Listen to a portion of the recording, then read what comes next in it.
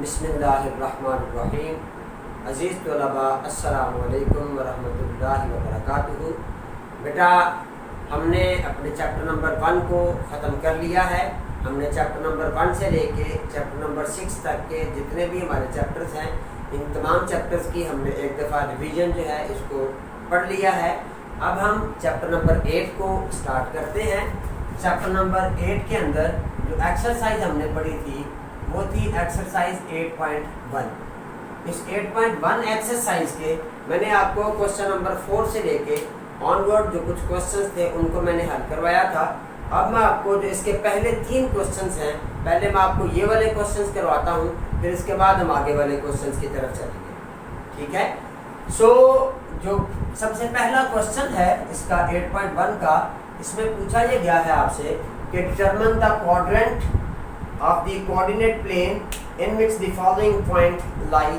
कुछ points given हैं जिनको हमने बताना है कि ये कौन से क्वाड्रेंट में लाई करते हैं।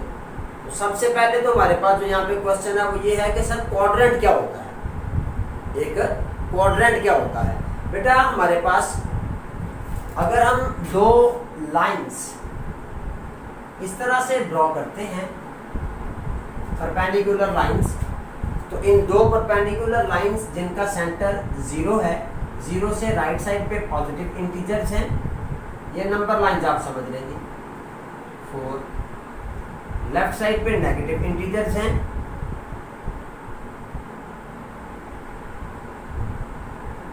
ऊपर वाली साइड पे पॉजिटिव इंटीजर्स हैं,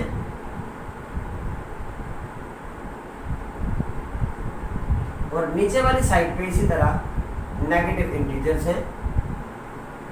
हम कोशिश ये करेंगे कि इन जो हमने नंबर्स लिखे हैं हर नंबर के दरमियान में जो गैप है ये सेम होना चाहिए। हम कोशिश ये करेंगे कि नंबर्स के दरमियान में जो गैप है ये सेम होना चाहिए।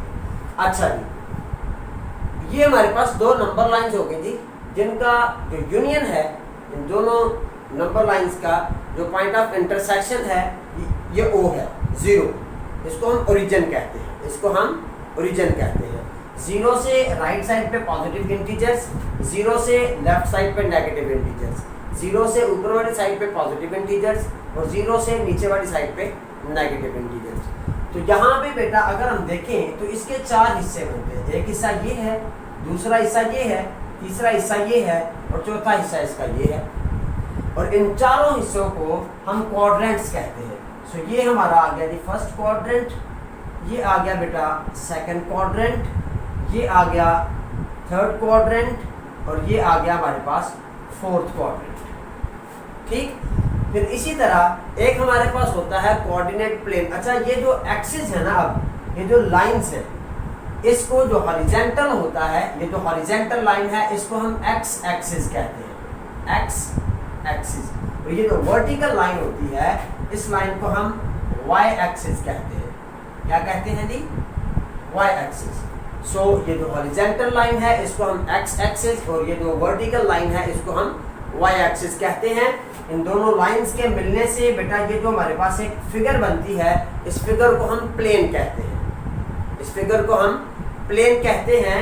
और जब हम इन एक्सिस के हवाले से इस प्लेन की बात करेंगे तो इसको हम कोऑर्डिनेट प्लेन कहते हैं कि ये कोई से 2 परपेंडिकुलर एक्सिस की मदद से उनकी कोऑर्डिनेशन से ये एग्जिस्ट करता है।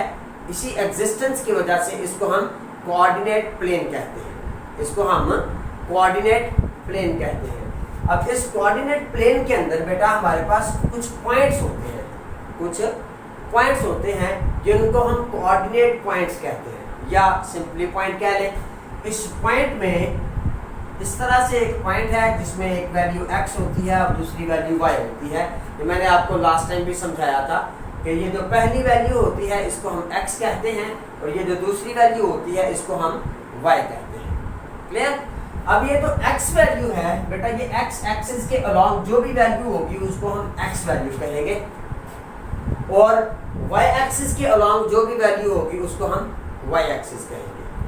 क्लियर हो गया जी? अब हम आते हैं कि हमने इन पॉइंट्स के क्वाड्रेंट्स बताने हैं कि कौन सा पॉइंट जो है वो कौन से क्वाड्रेंट में लाई करता है। बेटा अगर आप इस पहले क्वाड्रेंट को देखें, ये वाला फर्स्ट क्वाड्रेंट, तो इस क्वाड्रेंट के अंदर ये 0 से राइट साइड पे है और 0 से ऊपर वाली साइड पे, 0 से ऊपर और 0 से राइट। सो यहाँ पे जो x है आपका वो भी पॉजिटिव है और जो y है आपका वो भी पॉजिटिव है। ये पहले क्वाड्रेंट के अंदर आपका x भी पॉजिटिव है जबकि y भी पॉजिटिव है। लेकिन जब आप सेकंड क्वाड्रेंट में जाते हैं तो बेटा ये 0 से लेफ्ट साइड पे होने की वजह से x यहाँ पे नेगेटिव हो गया और 0 से ऊपर होने की वजह से y यहाँ पे पॉजिटिव रहेगा। क्लियर?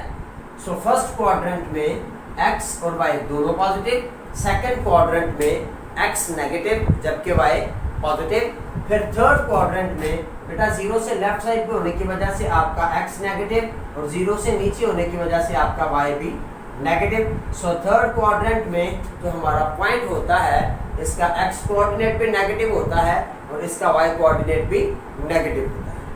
क्लियर? बिल्कुल इसी तरह जो क्वाड्रेंट नंबर 4 है हमारे पास, इसके अंदर बेटा जो x है ये आपका पॉजिटिव होगा जबकि जो y है ये नेगेटिव होगा।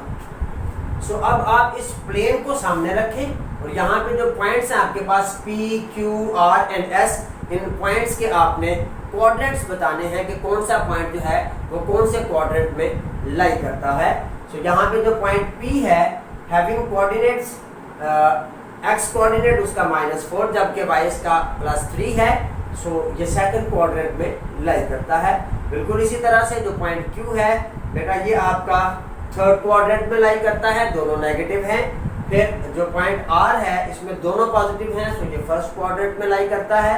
और जो पॉइंट S है इसमें y की वैल्यू नेगेटिव है, लिहाजा ये फोर्थ क्वाड्रेंट में लाई करेगा। सो इस हवाले से जो हमारा क्वेश्चन नंबर 1 है ये मुकम्मल हो गया। अगर मैं इसके पॉइंट लिखूँ, पॉइंट जो इसका P है हैविंग कोऑर्डिनेट्स -4 एंड 3, सो हम कहेंगे point P LIES lies in quadrant number 2, ये क्वाड्रेंट नंबर 2 में लाई करता है। बिल्कुल इसी तरह पॉइंट लिखेंगे आगे Q और उसके बारे में हम बता देंगे ये कौन से क्वाड्रेंट में लाई करता है। अब इसका जो क्वेश्चन नंबर 2 है, क्वेश्चन नंबर 2 के अंदर हमें कहा यह जाता है कि कुछ इक्वेशंस हमें गिवन हैं, इन इक्वेशंस के हमने ग्राफ ड्रॉ करने हैं, इन इक्वेशंस के हमने ग्राफ ड्रॉ करने हैं। बेटा हमारे पास दो तरह की इक्वेशन है, एक इक्वेशन हमारे पास ऐसी है जिसमें सिर्फ और सिर्फ एक वेरिएबल है और एक इक्वेशन ऐसी है जिसके अंदर हमारे पास दो वेरिएबल्स हैं। सो आज मैं जो आपको करवाऊंगा वो सिर्फ और सिर्फ सिंगल इक्वेशन वाले सिंगल वेरिएबल वाले जो इक्वेशंस हैं हम सिर्फ उनके ग्राफ ड्रॉ करना सीखेंगे और कल हम इंशाल्लाह सीखेंगे दो वेरिएबल्स वाले इक्वेशन के ग्राफ को ड्रॉ करना। सो सबसे पहला क्वेश्चन है यहाँ पे x = 2। ग्राफ ड्रॉ करने का तरीका, सबसे पहले हम ये कोऑर्डिनेट प्लेन ड्रॉ करते हैं इस तरह से, सेंटर में 0, राइट साइड पे पॉजिटिव इंटीजर्स 1 2 3, लेफ्ट साइड पे नेगेटिव इंटीजर्स। हम कोशिश करेंगे कि ये जो डिस्टेंस है ये इधर भी और इधर भी सेम हो, 1 2 3, ये -1, ये -2, ये -3, इनके एंड्स के ऊपर एरोज लगा दें।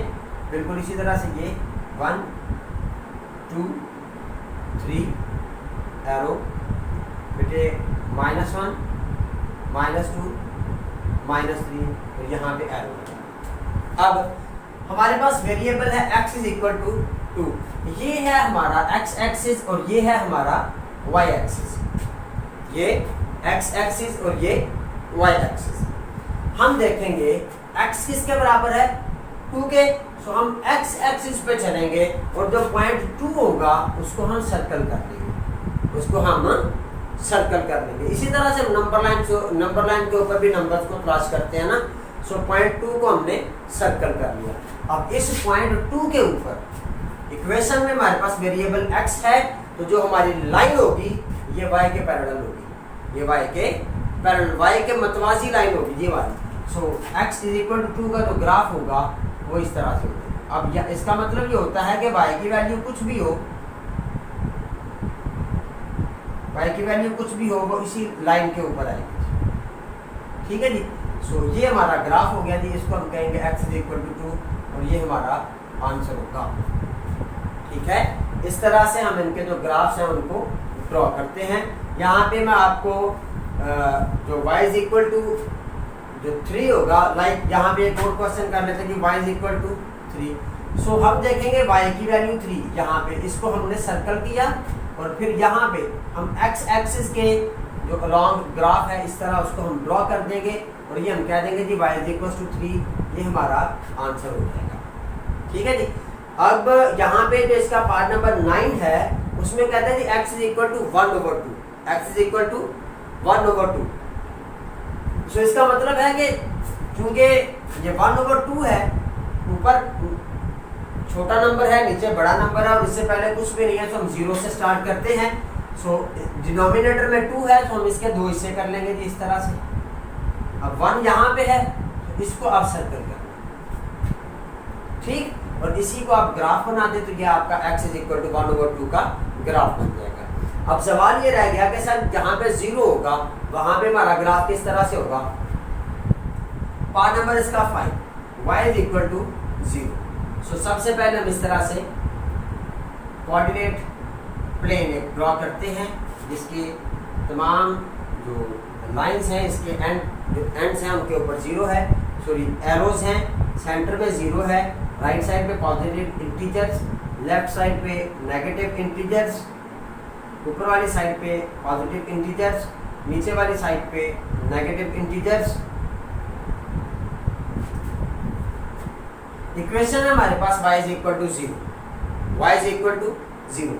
अब हमने पढ़ा है कि अगर इक्वेशन में हमारे पास x होगा तो जो ग्राफ होगा वो parallel to the y axis, और अगर हमारे पास इक्वेशन के अंदर y होगा तो जो ग्राफ होगा वो parallel to the x axis, ये x एक्सिस के पैरेलल होगा।